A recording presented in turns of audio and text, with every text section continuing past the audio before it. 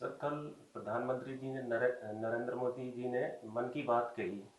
इस पे आपको क्या कहना है? उन्होंने कुछ बातें रखी, आपने भी वो बातें सुनी हैं। क्या कहना है आपका?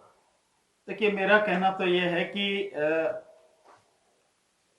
पूरे देश के लिए इससे ज्यादा अफसोसजनक बात नहीं होगी कोई और भी कि प्रधानमंत्री हर महीने आके मन की बात करते हैं, लेकिन उस मन की बात में कोई भी काम की बात नहीं होती है। और अफसोस यह है कि ऐसे संकट के समय में, जिस समय देश वाकई में बड़े गंभीर संकट के दौर से गुजर रहा है, देश में बेरोजगारी बहुत बुरी स्थिति में है, लोगों को खाने के लिए रोटी नहीं है, नौकरी नहीं है, व्यापार लगभग पूरी तरह से ठप है, भयानक बेरोजगारी है, कोरोना की महामारी लगातार लगातार देश में बढ़ती चली जा रही है। दुनिया में चौथे स्थान पर आ गए हैं हम। और जिस स्पीड से बढ़ रहा है, अब लगभग हर दिन 20,000 जो कोरोना संक्रमित लोग हैं वो भारत में आ रहे हैं। वो तो इस स्थिति में है कि जो टेस्ट हो रहे हैं, क्योंकि कई जगह टेस्ट के विषय में भी बहुत बड़ी लापरवाही बरती जा रही है और सरकार टेस्ट ही नहीं कर रही, राज्य सरकार टेस्ट नहीं कर रही, केंद्र सरकार टेस्ट नहीं कर रही। कई जगह ऐसी स्थिति है। उस सब के बावजूद भी 20,000 एक दिन में अगर कोरोना संक्रमित आ रहे हैं तो स्थिति क्या है? ऐसी गंभीर परिस्थिति में जब डॉक्टर्स को उनकी तनख्वाह नहीं दी जा रही, 2-2 3-3 महीने की, डॉक्टर्स को, नर्सिस को तनख्वाह नहीं दी जा रही, उनको प्रॉपर तरीके से जो पीपीई किट है उनकी सुरक्षा के लिए वो नहीं दी जा रही, उनके लिए जो और सारी चीजों की जरूरत होती है उनका कोई इंतजाम नहीं है। उस स्थिति में प्रधानमंत्री मन की बात कर रहे हैं। और मन की बात में भी क्या कर रहे हैं? गोटी खिलाने की बात कर रहे हैं। मन की बात में गिट्टा, जिसे हमारे यहां गिंठू बोलते थे, वो खिलाने की बात कर रहे हैं। जो पुराने जो गेम है गांव में जो खेले जाते हैं, वो कह रहे हैं इन्हें खेलो, उन्हें खिलाने की बात कर रहे हैं। माता पिता से, बुजुर्गों से बात करो, उनकी कहानियां रिकॉर्ड करो, उनकी बात कर रहे हैं। प्रधानमंत्री ने इस पूरे मन की बात में 34 मिनट के कार्यक्रम में कहीं भी एक बार इस बात का जिक्र नहीं किया कि चीन ने जिस तरह से हमारी जमीन में वो घुस गया है, हमारी जमीन को हड़प रहा है, उसके विषय में भारत सरकार क्या कर रही है, प्रधानमंत्री का क्या निर्णय है, उसके विषय में क्या उनकी रणनीति है, कार्यप्रणाली है। एक शब्द इस विषय पर नहीं कहा। प्रधानमंत्री करारा जवाब देने की बात कर रहे हैं कि हमने लद्दाख में बड़ा करारा जवाब दिया। क्या करारा जवाब दिया आपने? 20 सैनिक मरे, किसके? हमारे, जिसमें एक कर्नल भी हमारे। जो 10 सैनिकों को बंदी बनाया गया, जिनमें 4 बड़े सीनियर ऑफिसर थे, वो कौन थे? वो हमारे थे, भारत के थे। जो 76 लोग घायल हुए हैं वो कौन है? जो सैनिक, 76 सैनिक जो घायल हुए हैं वो किसके हैं? वो भारत के हैं। चाइना का कोई सैनिक घायल हुआ? कोई सैनिक मरा? चाइना को कोई क्षति हुई? नहीं। चाइना ने वहां पहले टेंट लगाया, वो टेंट उखड़ गया? नहीं, बल्कि अब उससे भी बड़ा टेंट लगा दिया है। और सैटेलाइट की पिक्चरें, जो लेटेस्ट पिक्चर आ रही हैं, उनसे साफ है कि न केवल उसने तोपें लगा रखी हैं, उसने टेंट लगा रखे हैं, वहां दीवारें बना ली हैं, स्थायी उसने जो है वहां पे ढांचे खड़े कर लिए हैं। एक शब्द प्रधानमंत्री ने इस विषय पर नहीं कहा। और केवल इतना ही नहीं, चीन 4 जगह पर घुस चुका है लद्दाख में। जो एक पेंगोंग झील है वहां पर 8 किलोमीटर अंदर तक आ चुका है। जो गलवान वैली है वहां पर आकर बैठा हुआ है। पहले फिंगर 8 तक हम जाते थे, आज हम फिंगर 2 से आगे बढ़ नहीं पाते, फिंगर 4 पे आके वो बैठा हुआ है चीन। जो देप्सांग है, देप्सांग के इलाके में 18 किलोमीटर अंदर आ गया है चीन। इसके अलावा जो हमारे ऊपर हवाई पट्टी है, उस हवाई पट्टी से 3 किलोमीटर दूरी पर आकर बैठा है चीन। तो चीन के विषय में प्रधानमंत्री ने एक शब्द नहीं कहा। इससे ज्यादा शर्म की और प्रधानमंत्री के लिए डूब मरने वाली बात नहीं होगी कोई। एक शब्द नहीं कहा। प्रधानमंत्री मोदी जी ये कहते हैं कि हमारा हर प्रयास इसी दिशा में होना चाहिए जिससे सीमाओं की रक्षा के लिए देश की ताकत बढ़े और देश अधिक सक्षम और आत्मनिर्भर बने। यही हमारे शहीदों को सच्ची श्रद्धांजलि भी होगी। तो क्या प्रयास होना चाहिए? क्या प्रयास होना चाहिए? शहीदों को सच्ची श्रद्धांजलि का मतलब यह है कि लोग सेना में आते रहे और मरते रहे तुम्हारी गलत नीतियों के कारण। तुम उनका इस्तेमाल राजनीति के लिए करते रहो, सिर्फ यही होना चाहिए। इसी से सैनिकों का सम्मान बढ़ेगा, यही उन्हें सच्ची श्रद्धांजलि होगी। या हम चीन की सेना को एक माकूल जवाब दें, अगर हमारे 20 मरे हैं तो कम से कम हम 20 उनके भी सैनिक मारें, तब जाके कोई बात बनेगी। यह हमारा जवाब होना चाहिए। और क्या इस विषय में प्रधानमंत्री इस बात का जवाब दे सकेंगे? क्या उनके पास इस बात का कोई उत्तर है कि जिस इलाके में चीनी सेना आके बैठी है उस इलाके के लिए हमारे देश में बहुत ही प्रशिक्षित उस स्पेशल उसके क्षेत्र के लिए हमारे पास सेना है, जो लद्दाख होमगार्ड है, वो लद्दाख के जो गार्ड हैं वो उसी के लिए हैं, जो हमारे सैनिक है वो उसी के लिए हैं। पहले भी जब 1962 में ये सब कुछ हुआ था तो वहीं उसी लद्दाख के जो वो गार्ड थे, उन्होंने ही जब नेहरू ने कहा, प्रधानमंत्री नेहरू ने कहा था कि एक पोस्ट भी नहीं जाने देंगे, तो वो उन्हीं की बदौलत था। उन्होंने वहां संघर्ष किया, जबरदस्त तरीके से संघर्ष किया और चीन की सेना के दांत खट्टे कर दिए और एक भी पोस्ट जाने नहीं दी। तो क्या जो स्पेशलाइजेशन है हमारी सेना के पास, हमारे सैनिक स्पेशलाइज्ड है उस एरिया में गश्त करने के लिए, उसको डिफेंड करने के लिए, उनको नहीं भेजा जाना चाहिए था? क्यों नहीं भेजा? क्यों बिहार रेजिमेंट को भेजा और इसी समय क्यों भेजा जिस समय बिहार में इलेक्शन हो रहे हैं? और क्यों प्रधानमंत्री ने उस बिहार इलेक्शन के दौरान जो हमारे सैनिक शहीद हुए हैं तुरंत वहां से प्रचार शुरू किया है? 125 दिनों की जो प्रवासी भारतीय, उनके प्रवासी मजदूर हैं, उनके लिए जो है रोजगार की घोषणा की। और वहां पर सबसे पहले जो अपने भाषण की शुरुआत है वो उन्हीं बिहार से, जो हमारे सैनिक थे बिहार प्रदेश के रहने वाले, उन्हीं से शुरुआत की, उन्हीं का नाम लिया, उन्हीं के लिए कहा, बाकी के लिए नहीं कहा कुछ भी। तो क्या माना जाए, जो काम प्रधानमंत्री को करना चाहिए था वो प्रधानमंत्री वो काम कर नहीं रहे हैं। और प्रधानमंत्री जिससे सच्ची श्रद्धांजलि हमारे शहीदों को तब होगी कि जब जिस तरह से उनका बेगुनाह होते हुए कत्ल किया गया है चीनी सेना द्वारा, हम भी चीनी सेना के कम से कम इतने ही सैनिकों को बिल्कुल कत्लेआम करें, उनको मार दें, तब होगी बात कोई।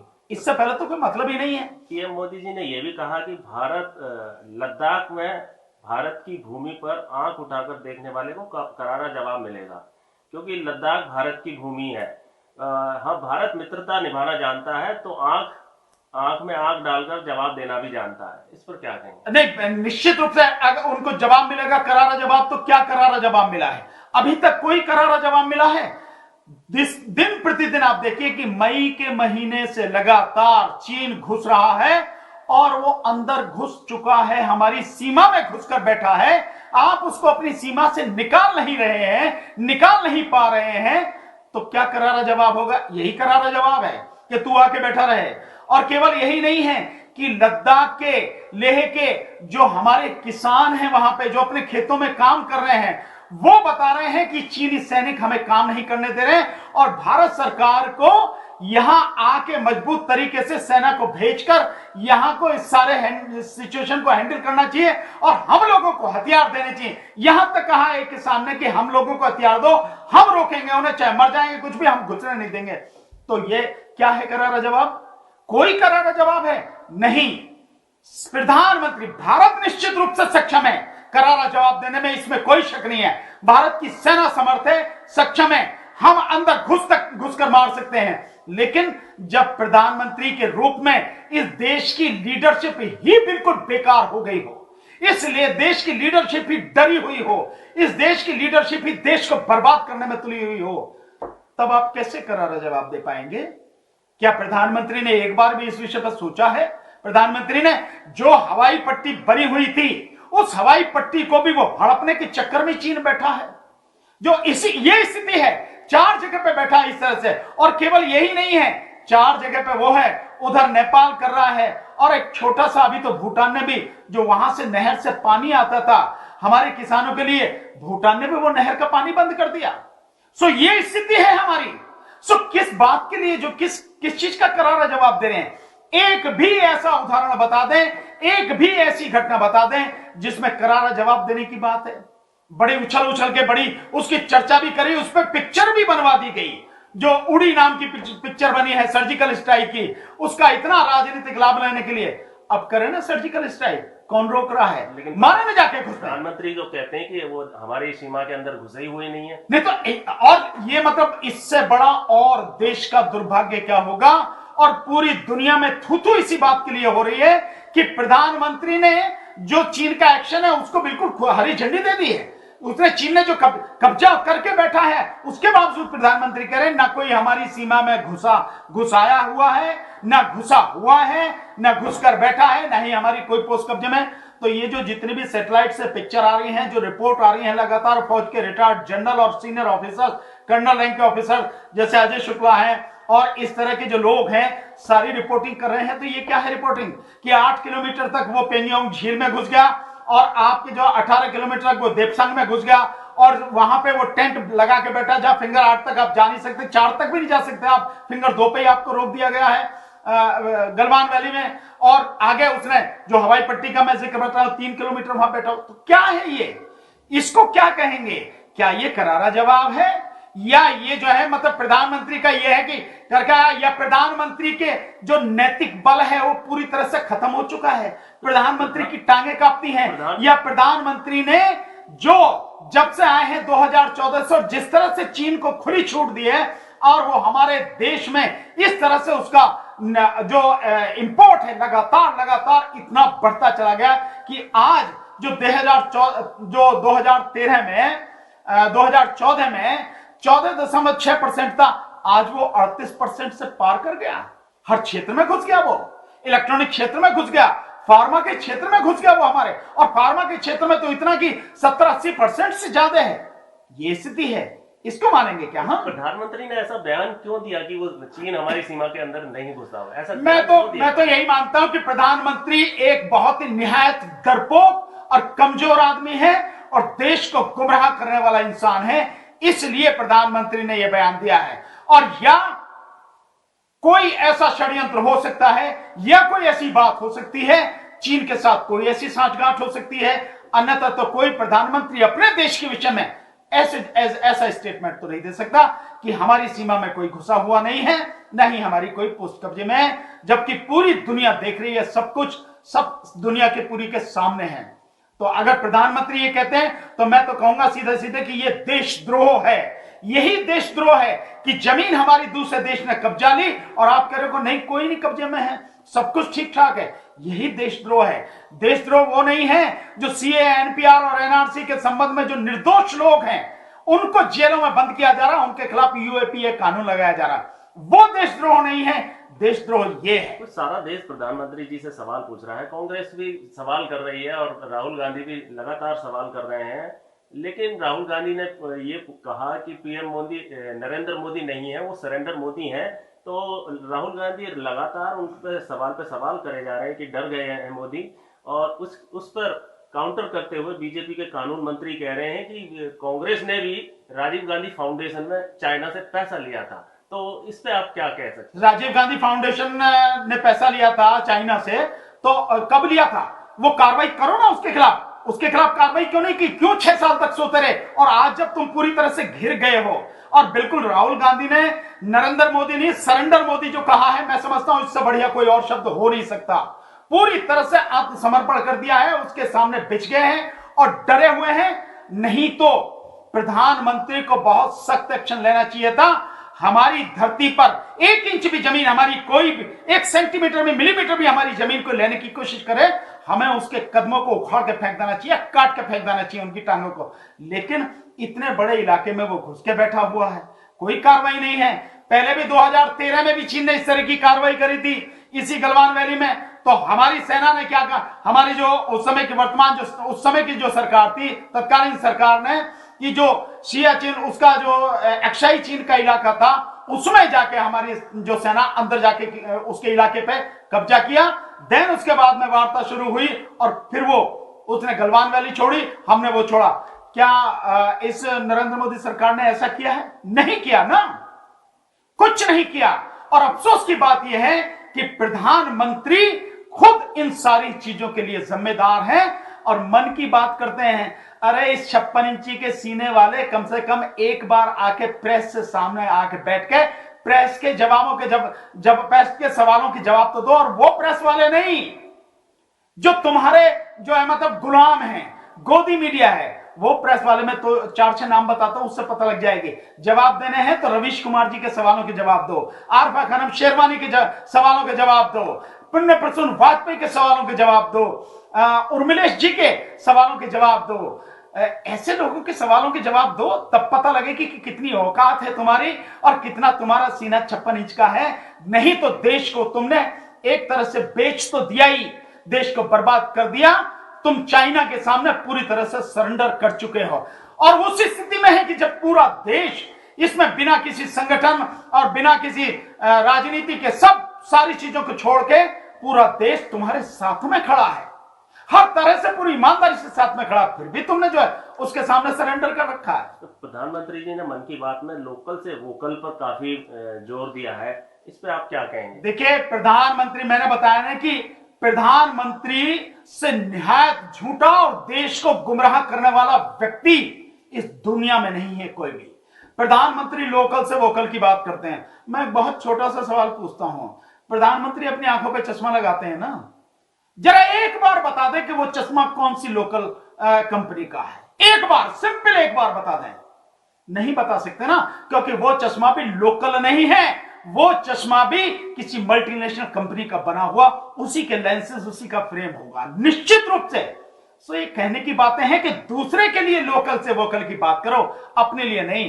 प्रधानमंत्री जरा बताया, अगर लोकल से वोकल की बात कर रहे हैं, 38% जो चाइना एक्सपोर्ट कर रहा है वो भारत में आ रहा है, 38% हम उसका जो है सामान खरीद रहे हैं।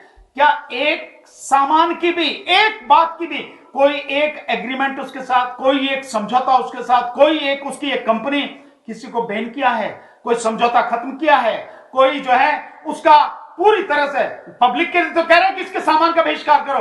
अरे सामान का बहिष्कार करो, सामान आ कैसे रहा है वहां से, चाइना से? सामान आ तो सरकार की ही सहमति से रहा है ना, सरकार की मर्जी के बिना तो सामान आ नहीं सकता बॉर्डर से, और सरकार के समझौते के बिना नहीं आ सकता। तो जो भी भारत की कंपनियों ने वो चाइना की कंपनियों के साथ में जो समझौते किए हैं, तोड़वाए क्या आपने? उनको गैर कानूनी घोषित किया आपने? या भारत सरकार ने जो चाइना की कंपनियों के साथ में करार किया है, तोड़ा क्यों उन्होंने? आपने उनको तोड़ा। तो लोकल से वोकल की बात आप क्यों कर रहे हैं? क्यों देश को धोखा दे रहे हैं? पहले आप चाइना की कंपनियों के साथ, चाइना की सरकार के साथ जितने समझौते किए हैं, जो ट्रेड एग्रीमेंट है, व्यापार समझौते हैं, उनको खत्म करो। चाइना से आने वाले हर माल को खत्म करो, कोई सामान यहां घुसने नहीं पाए। उसके बाद लोकल से वोकल की बात करना। तुमने कोई समझौता रद्द नहीं किया, कोई एग्रीमेंट किसी भी कंपनी के साथ में, सरकार के साथ में कुछ नहीं किया। धनाधन का माल आ रहा है और लोकल से वोकल की बात कर रहे हो तुम। सो प्रधानमंत्री इस देश को धोखा दे रहे हैं और इसके अलावा कुछ नहीं। प्रधानमंत्री ने जो इसमें सारी बात की है, क्या इतनी गंभीर परिस्थिति में, यह मैं बहुत पहले से पीछे तक ले जाता हूं कि 6 साल में प्रधानमंत्री ने जितने भी अपने मन की बात के कार्यक्रम किए हैं, इस देश की बेरोजगारी को दूर करने के लिए कभी एक बार कहा है? इस देश की गरीबी को खत्म करने के लिए किसी भी एक तरीके की योजना, कोई रणनीति, कोई कार्यप्रणाली कोई लागू किया हो? कभी इस पर कोई बात कही है? प्रधानमंत्री ने इस कोरोना के संकट के समय में जिस तरह से लगातार ये बढ़ती चली जा रही महामारी, इसको किस तरह से रोका जाए? ये मुंह पे मास्क लगा लेना, 2 मीटर की दूरी रख लेना, ये तो एक अलग चीज है, कोई भी जानता है। और यूं के जो उसका जो अपने काढ़े पी लेना ना, मसाला बना के उसके काढ़ा बना के पी लेना, ये चीज वो है। हमारी सारी जो समस्याएं हैं उन समस्याओं के समाधान के लिए प्रधानमंत्री ने क्या कहा? कुछ नहीं। प्रधानमंत्री जी तो ये कहते हैं कि इस देश में हमारी सरकार से पहले भी 70 साल में और सरकारें बनी हैं और उन सरकारों ने जो काम नहीं किए आज हमारी वो सरकार कर रही है। हर क्षेत्र में हम प्रगति कर रहे हैं, रक्षा के क्षेत्र में हो या आर्थिक क्षेत्र में हो, कि जो काम आज 70 साल में कोई गवर्नमेंट नहीं कर पाई, आज हम उसको कार्य को आगे बढ़ा रहे हैं। इसको प्रधानमंत्री इस देश को बेच रहे हैं। इस मन की बात कार्यक्रम में प्रधानमंत्री ने एक मतलब डायरेक्ट नहीं कहा लेकिन इनडायरेक्ट तरीके से कहा है कि कई चीजें लॉकडाउन में थी हमारी सरकार से पहले और हमने उनको जो है अनलॉक किया है। क्या अनलॉक किया है? सारी चीजें निजी क्षेत्रों में बेच दी हैं, निजी क्षेत्रों में दे दी हैं। जैसे अंतरिक्ष का जो क्षेत्र है वो भी निजी क्षेत्रों में दे दिया। जैसे कृषि का क्षेत्र है उसमें कह रहे हैं सारे हमने जो बंधन थे सारे बंधन हटा लिए गए। लेकिन जरा आप ये सोचिए कि अंतरिक्ष के क्षेत्र में निजी क्षेत्र के लोग आ जाएंगे तो क्या स्थिति होगी? क्या देश की सुरक्षा, देश की जो प्रगति है वो क्या सुरक्षित रहेगी? नहीं, किसी कीमत पर नहीं रहेगी। दूसरा, इसके अलावा जो कृषि क्षेत्र में जो उन्होंने कहा है कि अब किसान अपनी फसल को जहां चाहे जैसे चाहे बेच सकते हैं, ये पहले भी कानून था, प्रधानमंत्री को नहीं पता, जाके पढ़ लें। कांग्रेस सरकार ने भी ऐसे किया था कि अपनी फसल को जहां चाहे बेच लें, लेकिन वो पूरी तरह से इंप्लीमेंट नहीं हो पाया क्योंकि जो बड़े किसान हैं अगर उनको छोड़ दें तो बाकी जो 80% से ज्यादा जो छोटे और मझोले किसान हैं उनके लिए संभव ही नहीं है कि अपनी फसल को कहीं भी जाके बेच लें। कोई संभव नहीं है। और उनके लिए तो यह भी संभव नहीं है कि वो अपनी फसल को रोक पाए। तो आपने एमएसपी हटा लिया, किसके कहने से? आपने अमेरिका के कहने से। और सरकार ने इस बात पे एक बात भी जवाब नहीं दिया, कृषि की बात तो कर रहे हैं कि आपने 3,20,000 टन जो मक्का का आयात किया है, क्यों किया है? आपने आयात पर से शुल्क आपने कम क्यों किया है? जो देश हमारा देश भारत मक्का का निर्यात करता था, आपकी गलत नीतियों की वजह से उसे आयात करना पड़ रहा। क्यों? जो किसानों को जो मक्का का रेट 2,000 से 2,400 रुपए प्रति क्विंटल मिलता था, तुम्हारे आयात की वजह से आज उसी किसान को अपनी उसी मक्का का रेट 800 रुपए से 1,000 रुपए मिल रहा है। इसे तरक्की कहोगे? यह किसान की पीठ में छुरा भोंकना नहीं है क्या? यह किसान के साथ में गद्दारी नहीं है क्या? ये देश के साथ में धोखा नहीं है कि जो देश निर्यात करता था वो तुमने बर्बाद कर दिया और अब आयात कर रहे हो तुम? इसके विषय में प्रधानमंत्री कुछ बात कह पाएंगे? तो प्रधानमंत्री जो कह रहे हैं कि 70 साल में नहीं हुआ, 70 साल में जो कुछ बना इस प्रधानमंत्री ने आके बेच दिया। हां, ऐसा नहीं हुआ। पिछले 70 साल में यह नहीं हुआ जो बेचा गया है। और पिछले 70 साल में जिस तरह से जो चीज बनाएगी सबको निजी हाथों में दे दिया, ऐसा कभी नहीं हुआ। और निजी हाथों में जाके तरक्की होगी ऐसा है ही नहीं, हो ही नहीं सकता। और इतने बड़े देश में जहां इतनी गरीबी हो, इतना जो है अमीरी और गरीबी के बीच में अंतर हो, वहां पे सरकार को कई जो मूलभूत चीजें हैं उनको अपने हाथ में रखना जरूरी है ताकि लोगों का भला हो सके, लोगों का कल्याण हो सके। लेकिन प्रधानमंत्री ने ऐसा नहीं किया, सब कुछ निजी हाथों में बेच दिया।